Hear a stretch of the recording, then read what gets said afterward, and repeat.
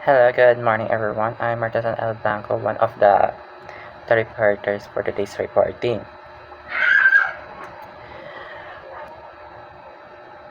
Our topic for today is PLC programming and others. Today I discuss the definition of PLC. What is PLC programming language? Ito ay isang uri ng wika o paraan ng pagsulat ng mga utos na ginagamit upang makontrol ang mga programmable logic controller o yung tinatawag natin na PLC.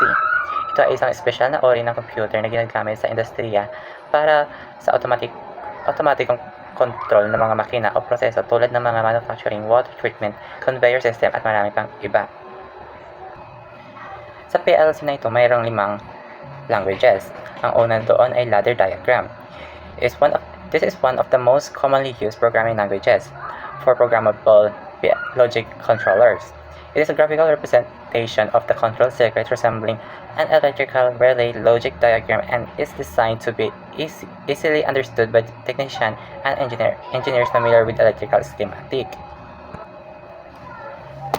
Second is function block diagram or FBD.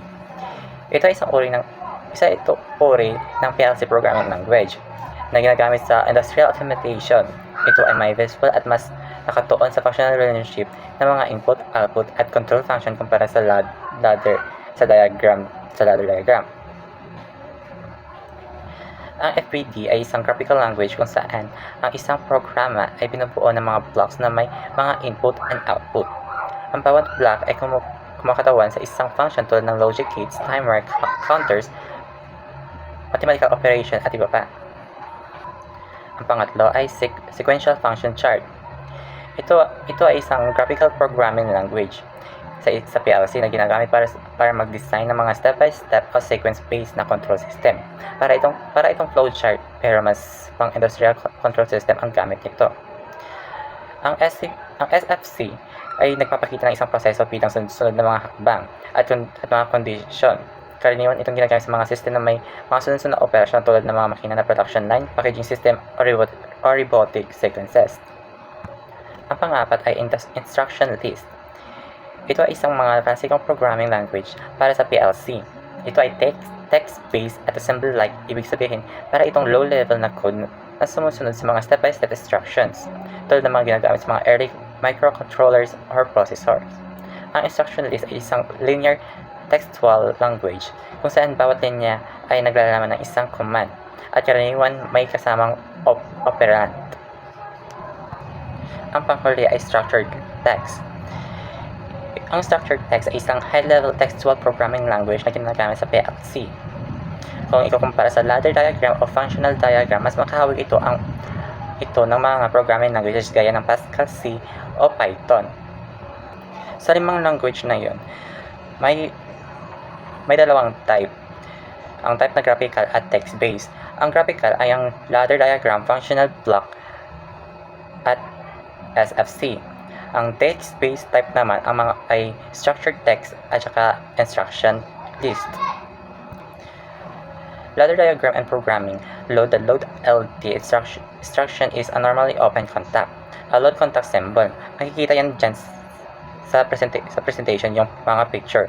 Kasunod, load bar. The load bar instruction is a normal closed contract. Makikita din yan sa presentation yung itsura ng load bar. The out instruction is sometimes also called in output organized instruction. The output instruction is like a relay point. Makikita din yan dyan sa pangatlong slide ay ang matrix diagram. Ang matrix limitation diagram ay isang standard o malawak na kilalang termino sa PLC programming o automation field. Pero depende sa konteksto, maaaring ang ibig sabihin nito ay sumusunod na matrix. May 3 halimbawa ito.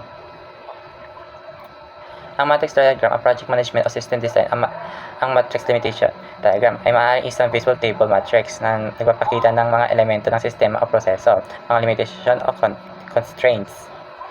Pangalawa, input-output matrix diagram. Sa automation, minsan ginagamit ang matrix diagram para ipakita ang relationship ng I/O device sa control logic o sa mga sequence.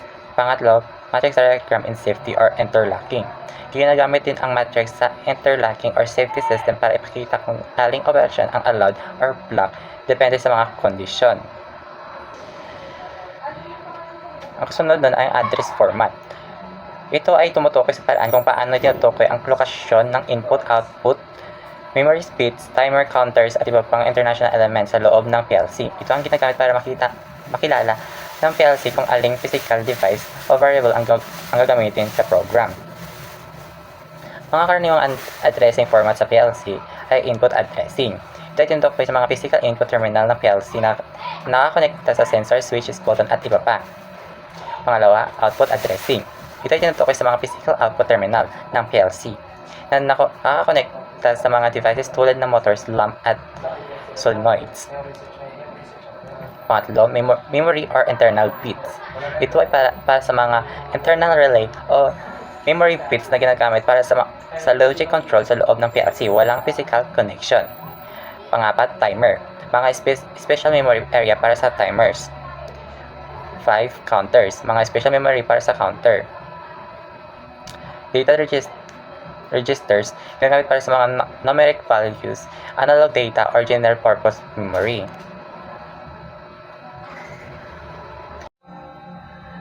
Sa timers naman, in general, there are 3 different PLC timers. On-delay timers, off-delay timers, at retentive timers on. On-delay timer, TON. Yung function nito is delay turning on an output. Tapos kung paano ito gumagana is when the input condition turns true, the timer starts counting. After the present time elapses, the output becomes true or nag-energize. Sa off-delay timer and retentive timer on. Sa off-delay timer, yung function nito is kabaliktaran ng on-delay timer. Ito naman yung nag-o-off. Delays turning off an output. And when the input condition goes false, the timer begins. The output remains true for the present time, then turns false. Sa retentive timer on, yung function nito is accumulates times even if the timer is interrupted or input goes false. Tapos kung paano ito nag-work, each time the input is true, it adds to total accumulated time. If power is lost or input goes false, it remembers the accumulated time is false. Sa counters naman, meron tayong up counter and down counter. Sa up counter, yung pinaka-function nito is increments account each time a specific event occurs.